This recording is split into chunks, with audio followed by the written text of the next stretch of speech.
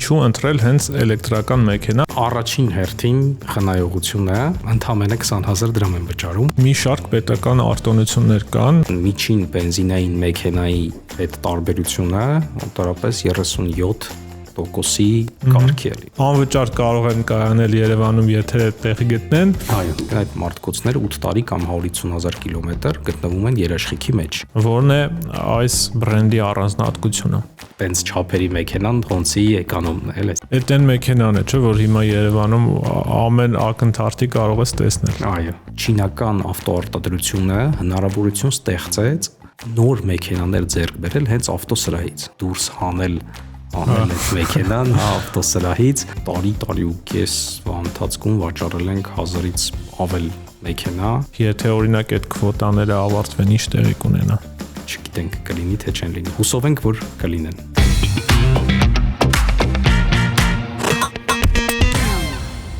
Ողջույն։ Էլեկտրական մեքենաների վերաբերյալ հարցերը շատ են։ Օրինակ, ինչու ձեռք բերել էլեկտրական մեքենա։ Ինչ առավելություններ ու արտոնություններ ունեն դրանք։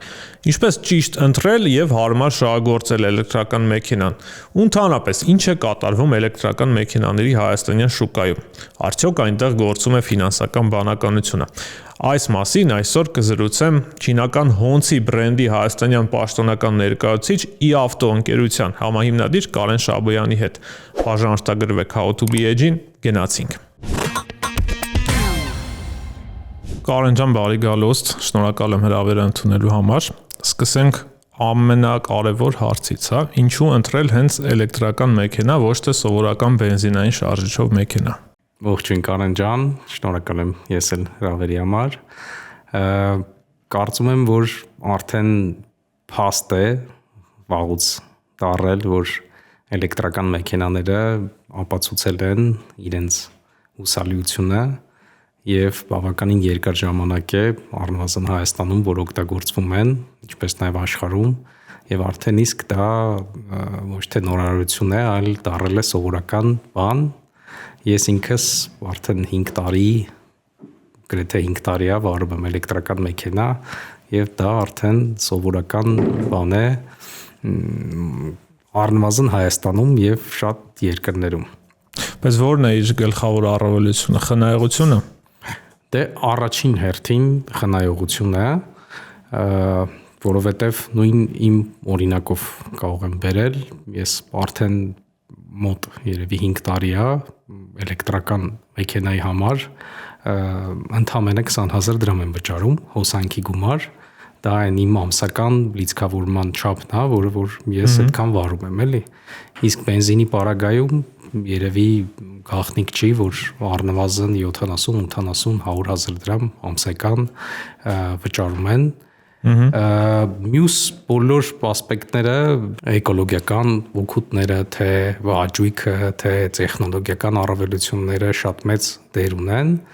բայց ինձ թվում է Հայաստանի պարագայում նախ ոնց որ այդ տնտեսման կտորը շատ կարևոր է, նաև այդ տնտեսման կտորը այսօրվա աշխարհաքաղաքական իրավիճակներով նաև պայմանավորված, երբ որ բենզինի նավթի գները օրական մեծ տատանումներ են տեղի ունենում, գազը, բնական գազի, խնդիրները տեղափոխման, նաև տարբեր տեսակի, այսօր էներգակիրները միշտ խնդիր են ունենում, Հայաստանի համար նաև շատ կարևոր ռազմավարական նշանակություն ունի էլեկտրական մեքենաները, քանի որ հոսանքը մենք ինքներս ենք արտադրում, ունենք Մեծամորի ատոմակայանը, ունենք Հրազդանի հեկը, հիդրոկասկադը եւ էլեկտրականության առումով Հայաստանը բավականին հարուստ երկիր է, հետեւաբար նաեւ էլեկտրական մեքենաները մեզ տալիս են որոշակի անվտանգային միջավայր, անկախ լինելու դրսի էներգակիրների գնից եւ ունենալու Ստեղ այս բային համաձայն եմ, բայց առաջիկայում, եթե բոլոր են հայտարված նախագծերը, որ կան իրականություն դառնան, միգուցե էլեկտրաէներգիան էլ այդքան հասանելի չլինի։ Ամեն դեպքում այդ առավելությունը հիմա կա, բայց այստեղ առաջանում է հարց լիցքավորման հետ կապված, որովհետև բենզին դու կարող ես լցնել գրեթե ամեն օր Իսկ ինչպիսին է իրավիճակը Հայաստանում լիցքավորման ցանցի հետ կապված, արդյոք հիմա այն այսպես լիարժեք ծածկույթ ունի ու նաև հիմնական խնդիր որպես շատերը նշում են այն, որ շենքերում են բնակվում եւ լիցքավորման հարցը ոչ միշտ է հեշտ լուծելը։ Կարծում եմ, վստահ եմ, որ Հայաստանը այն երկրներից է, որտեղ լիցքավորման հարցը բավականին լավ վիճակում է գտնվում, կան շատ մեծ քանակությամբ էլեկտրական կայաններ, մասնավորապես Team Energy կայանների ցանցը, որը շատ մեծ տարածում ունի Հայաստանում, եւ օրեցօր արագ լիցքավորման կայանների քանակը ավելի ավելանում, եւ կայանները գտնվում են ոչ միայն Երևանում, նաև ավտոմայրուղիների վրա, մարզերում եւ ամբողջ Հայաստանով երթևեկելը բավականին հարմար է։ Իսկ տանը լիցքավորելը վերջերս որոշակի օրենսդրական փոփոխություններ տեղի ունեցան եւ հնարավոր է արդեն ավտոտնակներում ունենալ միացման կետեր, հա, եւ տանը լիցքավորել մեքենան արդեն առանց խնդիր։ Այսինքն այդ բաժանորդ միացնելու գումարի կրճատման մասին է խոսքը։ Չէ, անժամանակ անհնար էր երկրորդ կետում դիմել միացման համար, հա, իսկ միացման կետը բաժանորդի պետք է լինի իր բնակարանում։ Իսկ ավտոտնակի դիմելը մերժվում էր էլեկտրոցանցի կողմից, իսկ հիմա դա արդեն հեշտ ձևով հնարավոր է դիմել եւ ավտոտնակում ունենալ հոսանք։ Ինչ որ ծախս է դա ենթադրում։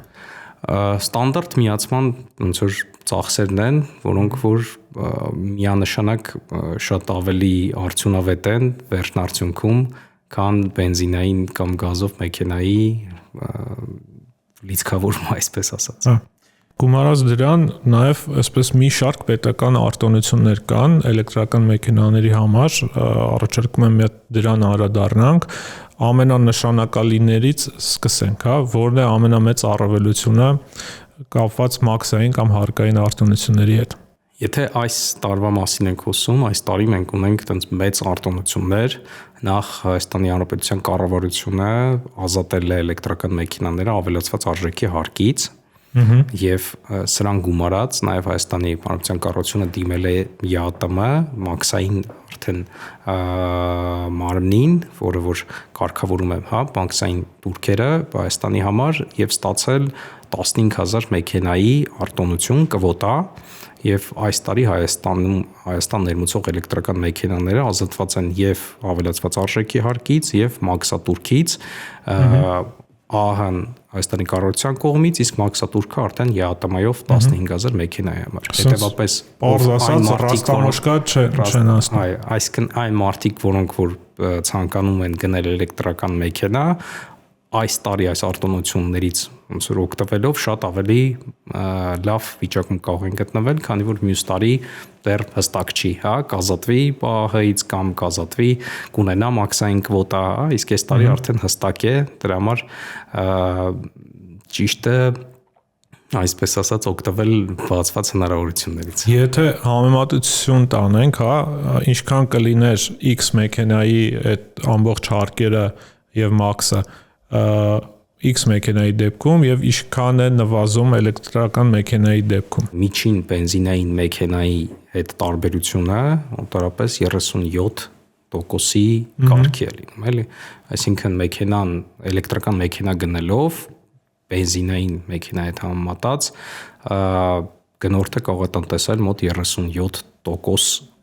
գումար, եթե sense թվային ձևակերպում տանք, ինչը մեքենայի պարագայում 37% մաչելի, պատկերացնում եք ինչքան ասենք մեծ տնտեսում է։ Բայց այդ արտոնությունները ամեն անգամ այսպես որոշ ժամկետով մի տարով երկարաձգվում է ու դեռ པարզ չէ ինչքան երկար կտևի, ճիշտ է։ Այո, բայց արդեն քանի տարի է պարբերաբար 3-4 տարի մոտավորապես, որ գոյություն ունեն այս արտոնությունները, այս պայն դեռ այս տարվա համար հաստատված են, մյուս տարվա համար երևի նորից պետք է կառավարությունը դիմի ԱՏՄ-ին կվոտա ստանալու համար եւ որոշի արդեն ներքին կարգը, ԱՀ-ից ազատումը կլինի թե չէ, բայց ես իմ անձնական կարծիքն է, որ թե տրասիկական առումով, թե տնտեսական առումով Հայաստանի համար շատ ձեռնտու էլեկտրական մեքենաների ներմուծումը եւ շահագործումը Հայաստանում, որովհետեւ մի քանի խնդիր է լուծում Հայաստանի համար։ Ինչ խնդիր։ Դե ասեցինք արդեն անվտանգություն, էներգիային անվտանգության խնդիրը, որը որ ստրատեգիական նշանակություն ունի, նույնիսկ այն պրոյեկտներն են, որոնք Հայաստանում իրականացվում են մեծ, էներգիայի հետ կապված, միևնույնն է, ինչքան շատ ծավալով էներգիա արտադրվում է, այդքան ինքնարժեքները համապատասխան իջնում են եւ այդքան հզորությունները ավելանում են, դրա համար մեզ որպես փոքր երկիր, լինել անկախ էներգակիրների տեսանկյունից գոնե մեքենաների տեսանկյունից շատ ավելի ձեռնտու է եւ շատ ավելի կարեւոր է։ Բայց դրա մասով էլ կա հակափաստարկ, էլեկտրական մեքենաների ազդեցությունը դիտարկված է կարճ ժամանակահատվածում, սկզբից իրենք գալիս են լավ վիճակում, ամեն ինչ շատ լավ է, արտանետումները քիչ են, ինչ է սպասվում առաջիկայում, երբ որ արդեն սկսվի այդ մեքենաների շահագործումից դուրս գալը, թափոնների հարց կա, այդ մեքենաների սպասարկման հարց կա։ Ճիշտ նկատառում եք անում, ստեղ նախ պետքա ոնց որ երկարակյացության հարց է քննարկել, օրինակ նույն մեր ընկերությունը, Իավտո ընկերությունը, որը պաշտոնապես ներկայացնում է Հոնցի Արմենիան, Հոնցի ընկերության ապրանքանիշը Հայաստանում, տալիս է մարդկոցների համար 8 տարի երաշխիք։ Այսինքն այդ մարդկոցները 8 տարի կամ 150,000 կիլոմետր գտնվում են երաշխիքի մեջ։ Նաև մեքենաները ազատված են ԱՀ-ից, ազատված են մաքսատուրքից, բայց կա ուտիլիզացիոն վճար, բնապահպանական տուրք, որը կազմում է մեքենայի արժեքի 2%-ի չափով, որը որ պետությունը հավաքագրում է հենց մուտքի վրա բոլոր մեքենաներից։ Այսինքն ուտիլիզացիոն ոնց որ գումարները վճարվում են եւ մենք այսօր Հայաստանում շահագործում ենք էլեկտրական մեքենաներ, փողոցում կարող եք տեսնել, ասենք նույն Տեսլայի, Ամերիկայից ներմուծված մոդելները, որոնք 10 եւ ավել տարվա արտադրության մեքենաներ են եւ շահագործվում են Հայաստանում նորմալ, իրենց լինում է վարել, երթևեկել, այո, ակումուլյատորը ունի դեգրադացման որոշակի տոկոսներ, սակայն նույնիսկ այդ տոկոսներով մեքենաները երթևեկում են։ Եվ նույնիսկ դրանից հետո մարդկոցները կարող են օգտագործվել տարբեր տնտեսության ուղղություններով, ուղղակի հոսանք պահպանելու համար իրան մնացած տոկոսի չափով, ակումուլյացիայի հոսանքի համար եւ մի օր կգա, որ մենք կհասնենք այդ ուտիլիզացիոն մասին, որտեղ պետք է լինելու արդեն պետական կարգավորումներ եւ հստակ ուտիլիզացիոն մեխանիզմներ, որոնք այս պահին Հայաստանում չկան, սակայն դեռ ոնց որ քանի որ մեքենաները նոր են եւ ունեն շատ երկար երաշխիքներ, այդ վիճակին դեռ չենք ասել, նաեւ կարող են նաև այս պահին ոնց որ վերաօգտագործվեն տարբեր ոլորտերում, ոչ միայն դուրս գալով մեքենայից, օգտագործվել տարբեր ուղղություն, տարբեր տեղեր։ Նման պրակտիկա կա, իհարկե, որտեվ ակումուլյատորները չեն տարբերվում, իրանք բլոկներով են, դու կարող ես լավ աշխատող բլոկները, վերցնել, ոնց որ հավաքել ուրիշ որպես օգտագործել ուրիշ որպես մարդկոց, ուրիշ մոտավորապես երբ մենք կգանք այդ կետին, որովհետև մեր կառավարությունը սիրում է ինչ-որ այդ կետը անցնել, նոր կարգավորումներ սահմանել։ Ստեղ երևի արդեն պետական մարմինների մեկնաբանությունն է պետք, երբ կգանք։ Եթե շուկան այս պահին նաև շատ կարևոր նախաձեռնություն է կառավարության կողմից, որ արգելվեց 3 եւ ավել տարի արտադրության 3 եւ ավել տարի արտադրության մեքենաների արտոնությամբ ներմուծումը, այսինքն այդ հին Տեսլաները, որը նախկինում հնարավոր էր ներմուծել Հայաստան կվոտայի շրջանակներում, հիմա արգելվեցին եւ հիմա Հայաստան են մտնում կվոտայով միայն նոր մեքենաները, որոնց որ օգտագործման ժամկետը բավականին երկար է, այսինքն առնվազն 10+ տարիներ այդ մարդկոցները հանգիստ աշխատելու են, իրենց ինչ որ ուտիլիզացիայի խնդիր մենք չենք ունենալու։ Շատ լավ, գումարած դրան նաև վերջերս սահմանվեց գույքահարկի արտոնություն, ես նույնիսկ չհասկացա դա արտոնություն է, թե ուղղակի նախկինում մի փոքր սխալ հաշվարկ էր կատարվում, հիմա ավելի արդար հաշվարկի մեխանիզմ է սահմանվել։ Իրականում տեղ կար որոշակի ոչ արդար մոտեցում, որովհետև հիմնականում Չինաստանում արտադրված մեքենաները ունենում են իրենց տեղ անձնագրերում մարքեթինգային, այսպես ասած, ձիաուժ, պիկային ձիաուժը, որը ամբողջապես չի բնութագրում մեքենայի հզորությունը եւ հնարավոր է մի քանի վայրկյան ընդամենը այդ ձիաուժով վարել մեքենան, սովորաբար նույն Եվրոպայում եւ Ռուսաստանում գործում է ձիաուժի գրանցման այլ մեխանիզմ, Եվրոպայում մասնավորապես հաշվարկում են 30 րոպեանոց ձիաուժը, այդ միջին հզորությունը եւ դա են գրանցում որպես հիմնական ձիաուժ եւ սրա պատճառով էր, որ Հայաստանում բավականին բարձր էր գրվում ձիաուժերը մեքենաների համար եւ գնորդները մեքենաների ստիպված են լինում վճարել բավականին բարձր ձիաուժեր, բայց դա էլ արդեն կարգավորվեց եւ արդեն սկսած այդ չեմ ասում ապրիլի 1-ից, հա, թե մարտի 1-ից գործում է նոր կարգը ձիաուժերի գրանցման, որը էականորեն տարբերվում է եւ մեծ խնայողություն է բերում էլեկտրական մեքենաների ձեռքբերողներին, այսինքն եւս մեկ այսպես ասած մոտիվացում անցնելու դեպի էլեկտրական մեքենա։ Այսինքն, եթե ամփոփենք, ստացվում է, որ խոսքը մինչև 3 տարի, չէ, վաղեմության մեքենաներին է վերաբերվում, թողարկման ամսաթվին, ավելացված արժեքի հարկից ազատվում են, մաքսատուրքից ազատվում են, անվճար կարող են կայանել Երևանում, եթե տեղ գտնեն, եւ հիմնականը խնայում են վառելիքի ծախսի մեջ։ Բայց մեկ այլ մեծ կողմ է հարմարավետությունը, իհարկե սրա մասով ամեն մարդ իր կարծիքը ունի, բայց հետաքրքիր է ինչն են կարևորում, հա, մեր շուկայում նաև, որն է հարմարավետությունը, որ էլեկտրական մեքենան տալիս է, իսկ ավանդական բենզինային շարժիչով մեքենաները այդ հարցում զիջում են։ Ստեղ միանշանակ չի իմ պատասխանը, որովհետև ճաշակին ընկեր չկա, հա, այն հարմարավետությունը, որը ինչ որ մեկի համար հարմարավետություն է, մյուսի համար նորը հաճույք է, մասնավորապես ես որպես 5 տարվա էլեկտրական մեքենայի վարորդ ինձ համար հետ նստելը բենզինային մեքենայի ղեկին շատ դժվար է, որովհետև մենակ այդ պահը, որ դու սեղմում ես գազի կոճակը եւ բենզինային մեքենայի պարագայում պատկերացնում ես այդ ներքին այրման շարժիչի այրումը, այդ բենզինի մուտքը, վայրումը, այդ կլապանների աշխատանքը, դրա այդ արտանետումները, այդ սաղ process-ը, որ էներգիա ստեղծվի շարժիչի մեջ, այդ էներգիան քո հակերը պատտի, իսկ էլեկտրականի պարագայում, երբ որ ուղիղ այդ էլեկտրականությունը տրվում է հակերին առանց այդ process-ները շրջանցելու, հա, լրիվ քո համար ուրիշ հաճույք է, որ դու ոնց որ ավելի մաքուր զգաս, քշում ես մեքենա, սակայն դա էլի ճաշակին ընկեր չկա, որ մարդիկ սիրում են հենց այդ մախոցների աշխատանքը, այդ այրումը բենզինի եւ այդ հենց տեղում ստեղծել այդ էներգիա, որը որ իրանք օգտագործում են, ոչ թե մարդկոցի մեջից դա օգտագործել։ Ներկայումս Հայաստանում էլեկտրական մեքենաների բավականին լայն տեսականի կա։ Ես առաջարկում եմ խոսել հենց Honda-ից, որն է այս բրենդի առանձնահատկությունը։ Honda բրենդի առանձնահատկություններից է այն, որ նախ ինքը FAW գործարանի արտադրանքն է, FAW գործարանը ազգային պետական առաջի ավտոարտադրող ընկերությունն է, Չինաստանի ազգային ավտոարտադրող ընկերությունն է, որը սկսել է գործել դեռ հեռավոր 1958 թվականից եւ ունի ավտոմոբիլաշինության մեծ պատմություն։ Իսկ ի տարբերություն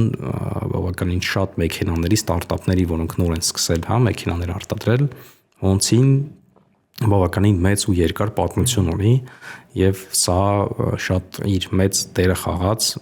որ մենք ընտրում էինք, հա, որ գործարանի հետ համագործակցել, սա մեզ համար շատ կարեւոր էր, որովհետեւ բոլորս գիտենք, որ որոշ բրենդներ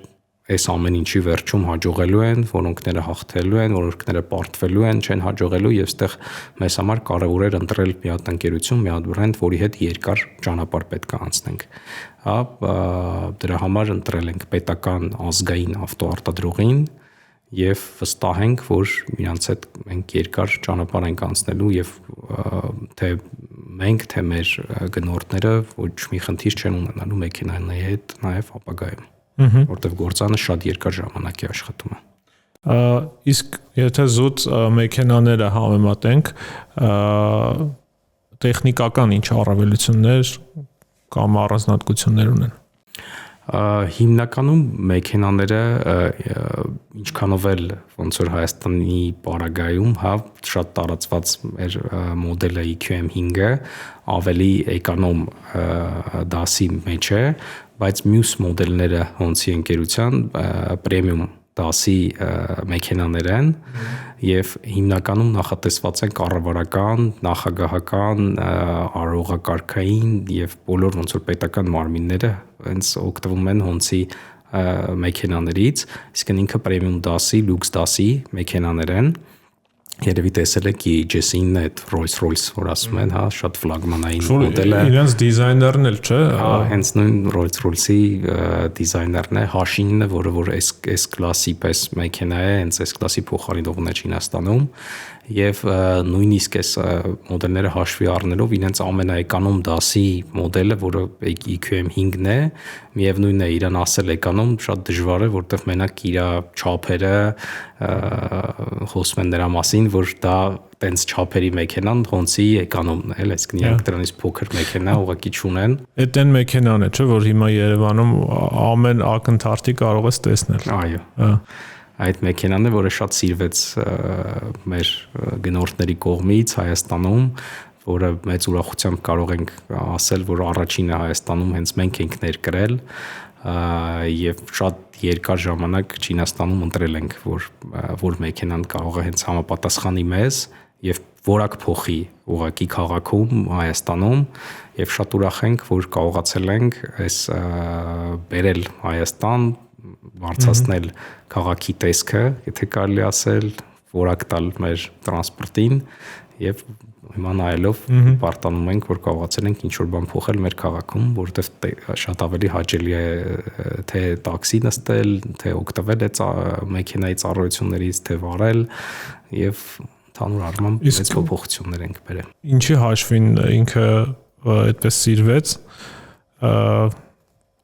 ու արդյոք այդտեղ գինը դեր խաղում է, որովհետև ինքը չնայած որ էկոնոմ է, բայց օրինակ ես չէի պատկերացնում, որ դա ձեռք կբերեն օրինակ տաքսի վարելու համար։ Իրականում ինքը Honda-ի բանում ցանկում որպես կոմերցիոն մեքենա է դիտարկվում, այսինքն մեքենա, որը ավելի շատ կոմերցիոն նպատակներով է օգտագործվում։ Հիմնական առավելությունը այս մեքենան հնարավորություն է տալիս գումար աշխատել, որովհետև ունի շատ մեծ տալողություն, շատ հարմար է նստողների համար, թե հետևում, թե դիմացում բավականին շատ մեծ տեղ կա, փափուկ, հարմարավետ, պարզ, չնայած նրան, որ էլեկտրական մեքենա է, բայց բավականին պարզ է, շահագործման մեջ չունի ավելորդություններ եւ իր այդ գին եւ չափեր համադրության մեջ ուղղակի մրցակից չունի, կարելի ասել, դրա համար շատ սիրվեց մեր գնորդների կողմից։ Գալիս է նաև մյուս հարցը, որ էլեկտրական մեքենաներին պետք է նաև սպասարկում, ինչը պահանջում է թե մասնագիտական գիտելիք, այսինքն պետք է այդ համապատասխան մասնագետները իմանան ինչպես այդ մեքենայի հետ աշխատել, եթե ինչ-որ բան փչանա, պահանջում է եւ պահեստամասեր եւ պահանջում է նաեւ, քանի որ ինքը էլեկտրական մեքենա է, որոշակի տեխնիկական, հագեցվածություն։ Ինչպես է դա ապահովելու։ Սպասարկման հարցը սովորաբար մեքենա գնելիս ոչ մեկ առաջնայինը չի մտածում, որ մեքենան պետք է սպասարկվի, բոլորին նոր մեքենա գնելիս բոլորը միշտ հաճույք են ստանում հենց այդ գնման պահից նորա ամբողջ ոչ մի խնդիր մեքենայի հետ չի կարող լինի, դա սովորաբար կյանքում էլ է տենց միշտ ոնց որ դրականն ես առաջնային մտածում եւ այդ խնդիրները միայն փաստացի ի հայտ գալուց հետո է մարդը առնչվում, որ այ բա պետքա սպասարկում ունենայի, բա պետքա սենց եւ տեղ են հարցերը գալի, որ ինչքան կարեւոր է մեքենան գնել երաշխիքի մեջ, որովհետեւ եթե դու մեքենան գնում ես ավտոսրահից, նոր մեքենա, երաշխիքով դու ձերբազատվում ես բոլոր տեսակի գլխացավանքներից, որովհետև քո փոխարեն ավտոսրահը եւ գործարանը այդ հարցերը քո համար լուծում են։ Ոչ մեկ ապահովագրված չի, որոշակի խնդիրներից, հա, եւ ունենալ պաշտոնական երաշխիք շատ կարեւոր է Հայաստանում եւ ինչն է մի քիչ տարբերությունը այս բանին, որ խնդիրը առաջացնում, որ չինական ավտոարտադրությունը հնարավորություն ստեղծեց նոր մեքենաներ ձեռք բերել հենց ավտոսրահից, որտեվ սովորաբար ավտոսրահից մեքենա գնելը դա համարվում էր ճոխություն, հա, ինչ որ շատ մենակ, տենց ինչ որ ընտրյալ մարդիկ կարող էին մտնել ավտոսրահ եւ դուրս հանել այդ մեքենան ավտոսրահից, իսկ այս փոփոխություններից հետո սա վերափոխվեց եւ արդեն սովորական մարդը, որը նույնիսկ չունի կանխավճար, այդ պահին չունի կանխավճար, կարող է մտնել եւ առանց կանխավճարի մենակ ամսական վճարով, հա, բանկի հետ, բանկի համապատասխան բանից օգտվելով վերցնել մեքենա ավտոսրահից։ Եվ հենց սա է հնարավորություն տալի օգտվել հնարավորությունից գնել ավտոսրահից շատ մատչելի գնով, այսինքն այդ նախկին կարծրատիպը, որ շատ թանկ ավտոսրահում, ոնց որ այլևս կոտրվել է։ Իսկ ունենալ մեր մեքենաների պարագայում նույնիսկ 8 տարի երաշխիք մարդկոսների վրա եւ հանգիստ քնել գիշերը չմտածելով ոչ մի խնդրի մասին։ Ինչպես է գործում երաշխիքը, ինքը մարդկոցի համար առանձին է, մեքենայի ընդհանուր սպասարկումը առանձին, ոնց է դա աշխատում։ Կոնկրետ մեր պարագայում երաշխիքը գործում է հետեւյալ կերպ, մարդկոցի վրա 8 տարի կամ 150,000 կիլոմետր, հիմնական մեքենայի վրա, այսինքն որի մեջ ներառվում է ռեդուկտորը, ներառվում է շարժիչը, բոլոր էլեկտրական բլոկերը, ոնց իր, հա, էլեկտրական մասը, հիմնական մեքենայի մասը 5 տարի կամ 150,000 կիլոմետր եւ մենք տալիս ենք նաեւ ընթացային մասերի վրա երաշխիք 1 տարի կամ 30,000 կիլոմետր։ Այսինքն ամեն բաղադրիչ ունի իր ժամկետը, որը գրված է երաշխիքային գրքույկի մեջ, ամեն ժամկետով մարդիկ մոտենում են, իրանց անցնում են տեխնիկական սպասարկումը, հա, որտեղ ընթացիկ մեքենայի կարգավիճակն է նայվում եւ ոնց որ ամենակարևորը այնպես ենք անում, որ սպառողը եթե գնում է պաշտոնական սերվիզից ոչ մի խնդիր չի ունենում մեքենայի հետագա շահագործման հետ։ Շատ լավ, բայց կարծում եմ ժամանակը կգա, երբ որ նաև կլինեն սպասարկման կետեր այդ մեքենաների համար։ Հիմա արդեն կարծես թե Տեսլային սկսել են այտենց հայ մասնագետները սկսել են փորձել գլուխ հանել։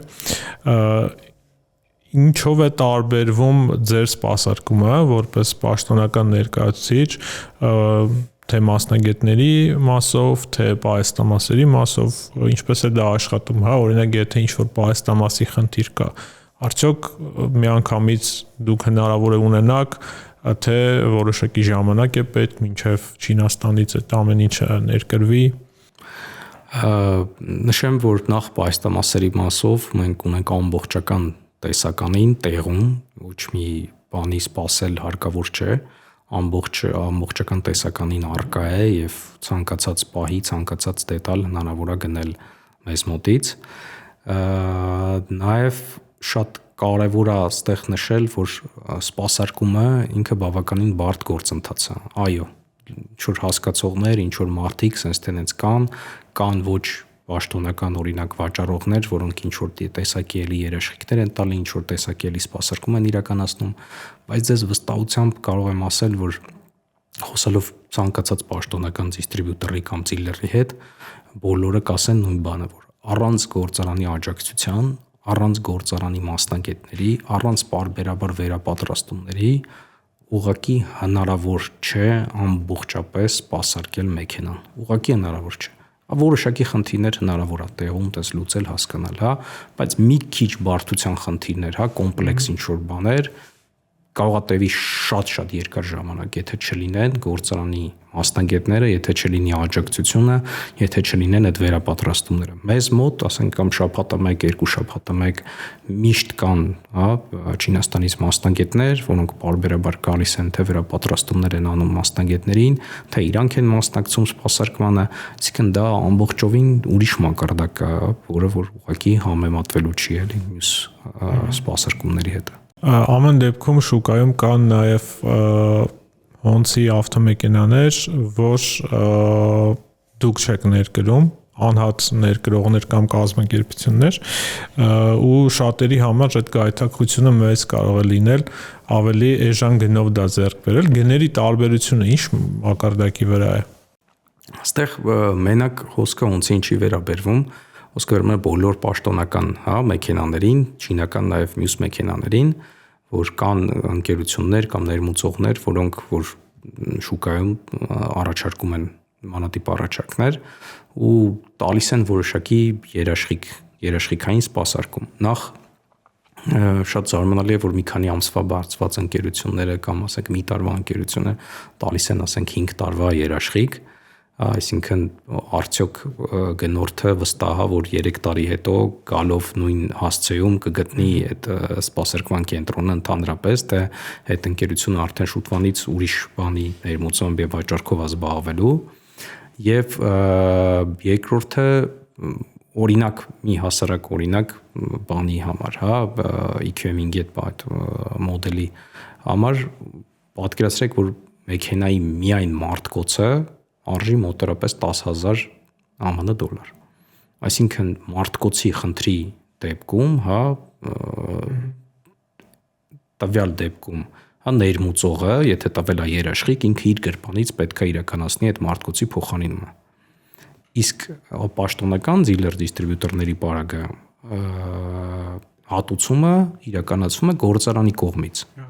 որովհետև դա գործարանի պատասխանատվությունն է, Մենք ունենք համապատասխան ծրագրեր, որոնք որ ներկայացնում ենք height, claim երաշխիքային եւ ստանում ենք այդ երաշխիքային փոխհատուցում։ Այսինքն պաշտոնականի դեպքում մենք գնորդի կողքն ենք, իր հետ միասին ստանում ենք իր երաշխիքային իրավունքները մեքենայի սպասարկման։ Իսկ գնելով ոչ պաշտոնական ինչ որ կամ ուրիշ բանից մարդը իր գրպանից արդյոք այդ պահին ոնց որ կհատուցի թե չի հատուցի, ոնց որ սա է հարցը մնում էլի բաց, որովհետև դա իր արդեն անձնական ծախսն է գալի, էլի, իսկ պաշտոնականի դեպքում դա այդպես չէ։ Դրա համար ոնց որ շատ այլ մոտեցում է։ Ինչպես է տեղ ունենում մեքենայի ձեռքբերումը, եթե ես գալիս եմ օրինակ ձեր սրահ, ինչ տարբերակներ ունեմ։ Դե մեքենայի ձեռքբերումը շատ պարզ գործընթաց է, տեղում հենց լրացվում է, վերցվում է հայտ, տեղում ուղարկվում է բանկ, շատ բանկեր ունեն նաև ծրագրեր տեղում ստուգելու համար ոնց որ վարկարժանությունը, վարկունակությունը եւ ոնց որ հաստատվում է մոտավորապես դիմելուց 1 շաբաթվա ընթացքում այդ ամբողջ ձևակերպումները եւ ոստիկանության այդ գայի ստորաբաժանման գրանցումները իրականացվում են, շատ արագ process է, այդտեղ ինչ որ ոչ մի խնդիր չկա։ Հիմնական խնդիրները, որոնք որ նոր մեքենա ձեռքբերման հետ էին կապված էին ավելի շատ սուբյեկտիվ խնդիրների հետ։ Մասնավորապես առնելու պարագայում, մեքենա գնելու պարագայում մարդիկ ինչ խնդիր են ունենում։ Ունենում են կանխավճարի խնդիր, որ այո, պատրաստ են մեքենան առնել, բայց այս պահին չունեն համապատասխան կանխավճար։ Դա մեկ։ Երկրորդ խնդիրը դա օրինակ նույնիսկ ունեն կանխավճար, բայց ունեն եկամուտներ ցույց տալու խնդիր, որ լույս համար գաղտնիք չէ, որ որոշ աշխատողներ, որոշ ոլորտների ոչ ամբողջապես են իրենց եկամուտները ստանում գրանցված ձևքով եւ այդ մարդիկ չնայած նրան, որ ունեն եկամուտներ, փաստացի, բայց չեն կարողանում վերցնել վարկ։ Ի ուրախություն ոնց որ բոլորիս այդ խնդիրները լուծված են, մասնավորապես նույն տաքսի ու վարորդների օրինակի վրա կարող եմ ասել, որ լավ սերտ համագործակցության արդյունքում տաքսի ագրեգատորի, բանկի եւ մեր միջև ստեղծվել է հնարավորություն, որ հենց ագրեգացված եկամուտը, գեներացված եկամուտը մարդու հենց իր ծրագրի մեջ այս պահին բանկը հաշվարկում է որպես եկամուտ եւ կարողանում է մարդը իր վարած, եկամուտներով հենց տեղում ցույց տալով վերցնի վարկ, որը որ չափազանց մեծ առավելություն է եւ այս պարագայում, ասենք, կանխավճարը կարող է լինել նույնիսկ 10%, այսպիսի որ մեծ առավելություն է։ Իսկ եթե տաքսու վարորդը ուղղակի ուրիշ ոլորտի աշխատակից է, որը որ գրանցված գումար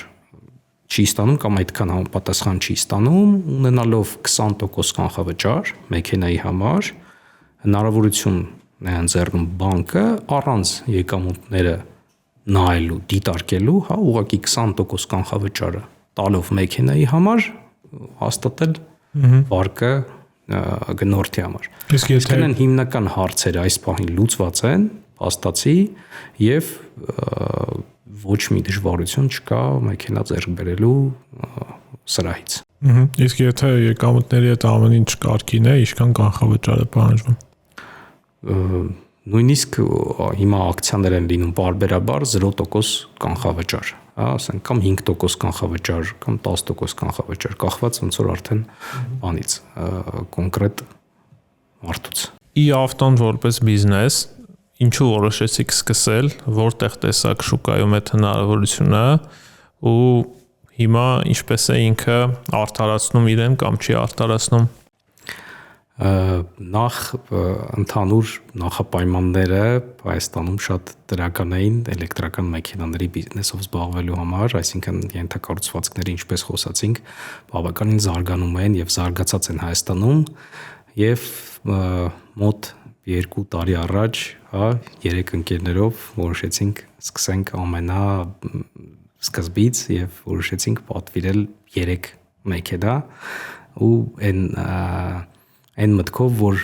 եթե կհաջողվի վաճառել, շատ լավ, եթե չի հաջողվի վաճառել, կնվիրենք մեր կանանց մեքենաները, կանայք դեռ սպասում են, որ չվաճառվի մեքենաները, բայց իրականում այդ օրվանից սկսած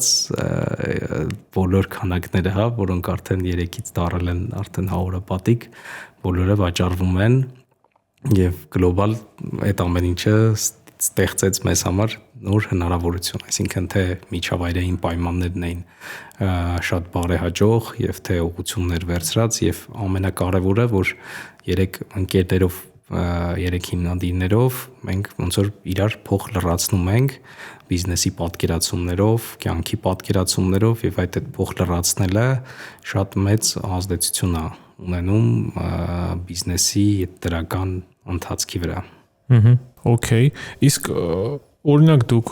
ունեք մոտավոր այդ պատկերը ամեն տարի այս վերջին տարիներին, էլի ինչքան մեքենա է շատանում Հայաստանում էլեկտրական։ Եթե չեմ սխալվում, նախորդ տարի մոտավորապես 15-16 հազար էլեկտրական մեքենա է։ Քվոտայի չափով, հա, ամեն տարի ավել քվոտայի չափով 8000 է եղել քվոտան անցած տարի, բայց 16000 մեքենա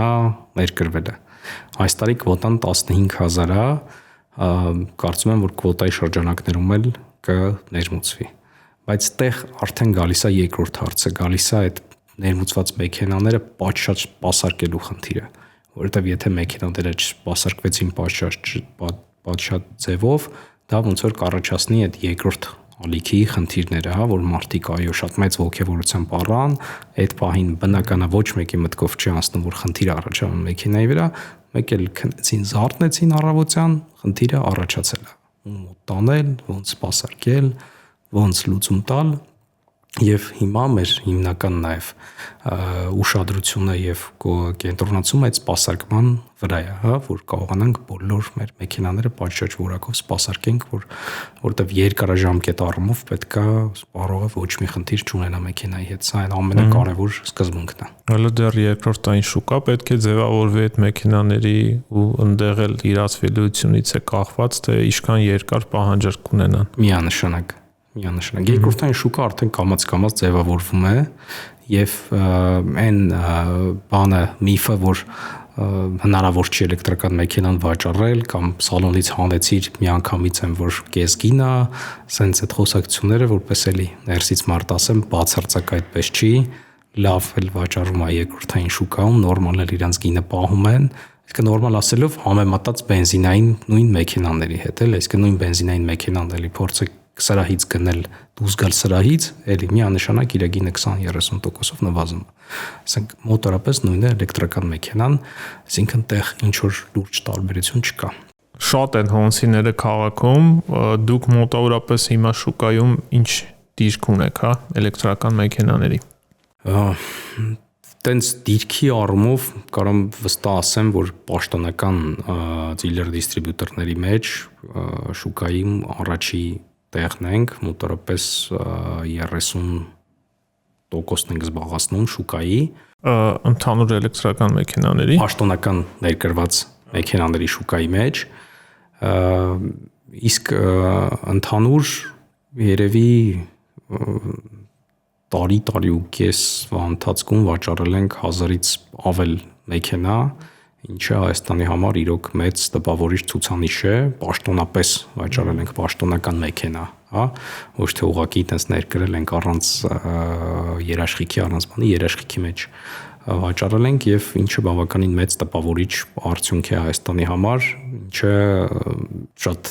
դժվար եւ պատասխանատու աշխատանքի ոնց որ շնորհիվ է դա մեզ մոտ ստացվել։ Դուք նաեւ ստացել եք իրավունք դառնալ Honda բրենդի պաշտոնական ներկայացուցիչը Վրաստանում, ճիշտ է։ Այո, ճիշտ է, սա մեզ համար մի հատ մեծ ձեռքբերում էր, մեծ պատասխանատվություն էր, որովհետեւ մեզ վստահվեց նաև մեր կատարած աշխատանքի արդյունքում մեզ վստահվեց նաև Վրաստանի շուկան, ինչը բավականին մեծ շուկա է, մեծ պոտենցիալով եւ այստեղ պետք է նշեմ, որ սովորաբար բոլորս գիտենք, որ որպես եթե տարածաշրջանային դիստրիբյուտոր է ընտրվում, հիմնականում Վրաստանում են ընտրում։ Հիմնականում Վրաստանն են դիտարկում որպես դիստրիբյուտորական երկիր, որտեղ Վրաստանից ավելի հեշտ է, հա, թե Հայաստան, Ադրբեջան, ռեգիոնալ դիստրիբյուտոր տալիս են վրացական ընկերությանը եւ մենք պարտությամբ կարող ենք նշել, որ առաջին հայկական, հա, դիստրիբյուտոր մեքենաների դիստրիբյուտոր ընկերությունն ենք, որ ստացել ենք իրավունք պաշտոնապես ներկայացնելու այլ երկրում, հա, բրենդը եւ սա մեզ համար մեծ ձեռքբերում էր, որ որպես հայկական ընկերություն առաջին անգամ նաեւ ներկայացնելու ենք Հայաստանից դուրս։ Ինչի հաշվին է դա եղել։ Դա կատարած մեր աշխատանքի եւ ամենակարևորը ցույց տված արդյունքի։ Վաճառքների, ոչ միայն վաճառքների, նաեւ սպասարկման, որովհետեւ Honda-ի պես բրենդերը կարևորում են ոչ միայն վաճառքը, նաև սպասարկում, որտեղ վաճառել կարող են շատ ընկերություններ, բայց այդ վաճառքի հետևից կարողանալ, հա, երաշխիքային ու երաշխիքային սպասարկել, դա ոնց որ ավելի այլ մակարդակի ու բարդության խնդիր է։ Եվ շուկայում ինչ է կատարվում, շատ հետաքրքիր է, որովհետև ինքը քանի որ բավականին այսպես բուրըն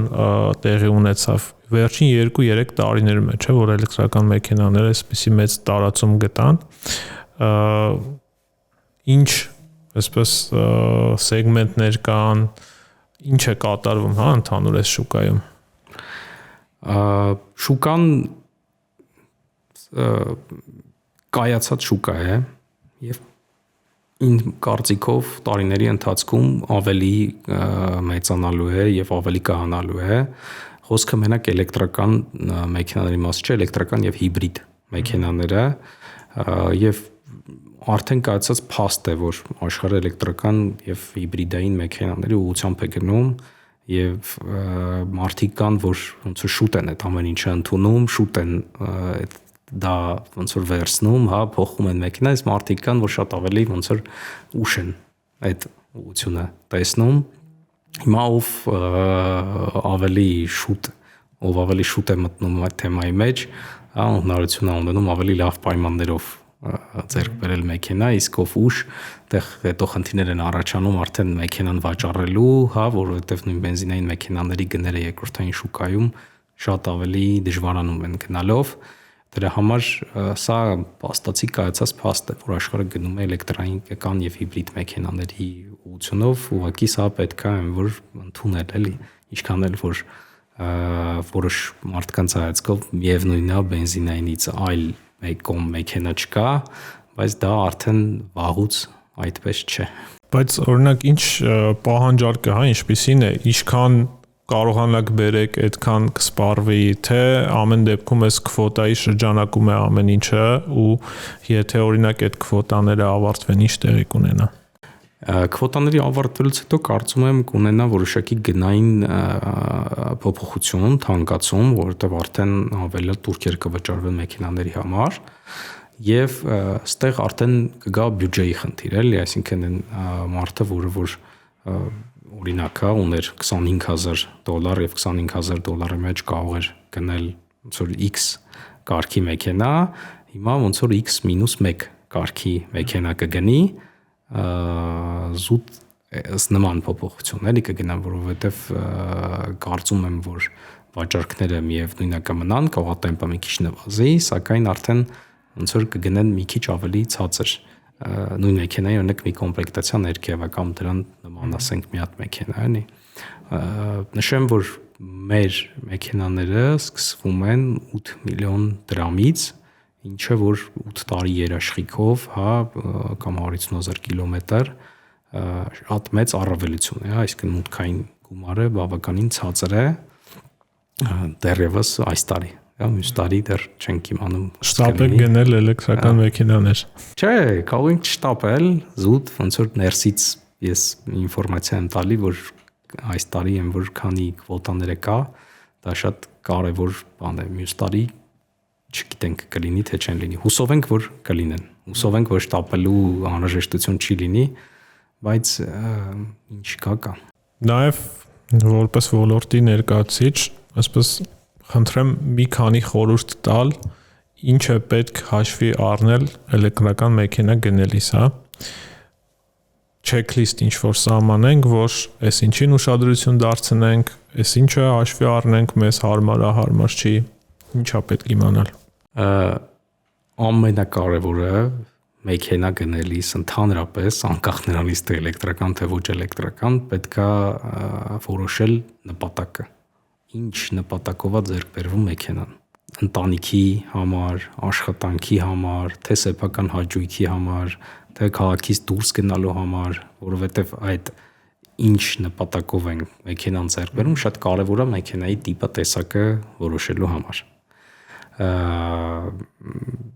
Միանշանակ եթե պետք է քաղաքից դուրս հա օֆրոդ քշել, ուրեմն պետք է 4 քաշող մեքենա ունենալ, պետք է ասենք, չգիտեմ, թեկուզ հիբրիդային տարբերակ ունենալ, որ մենակ ասենք հոսանքից կախված չլներ, այսինքն դրանից հետևապես գալիս։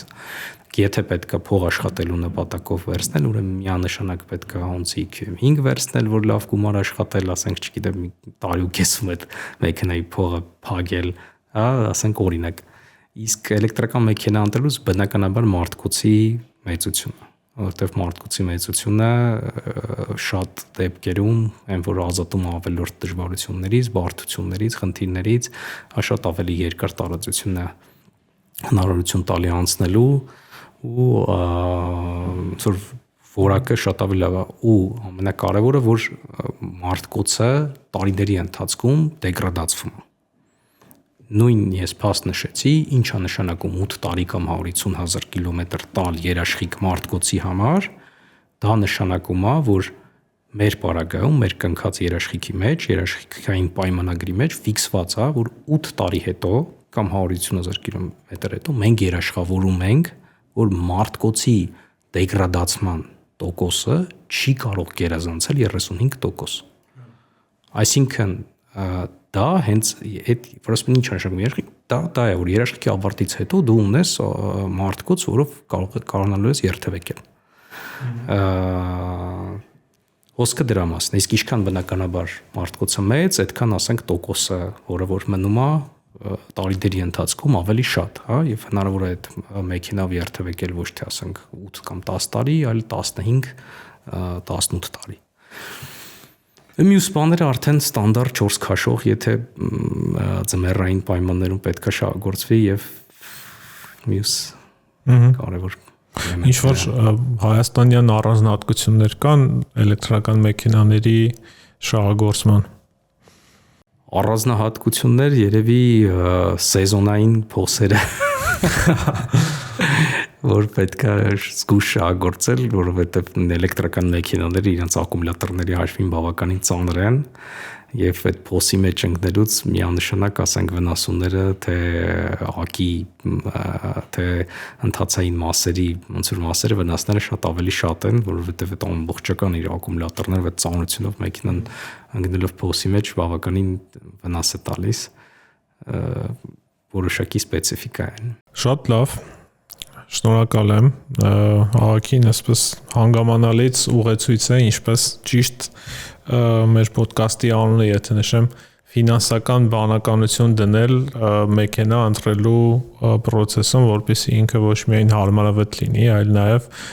հիմնավորված լինի ֆինանսապես, թե ինչու ընտրել այս կամ այն մեքենան։ Եվ նաև հաջողություն եմ մաղթում e-ավտոին Վրաստանում։ Շատ շնորհակալություն։ Ինչպես հասկացաք, էլեկտրական մեքենաներ գնելուց նույնպես պետք է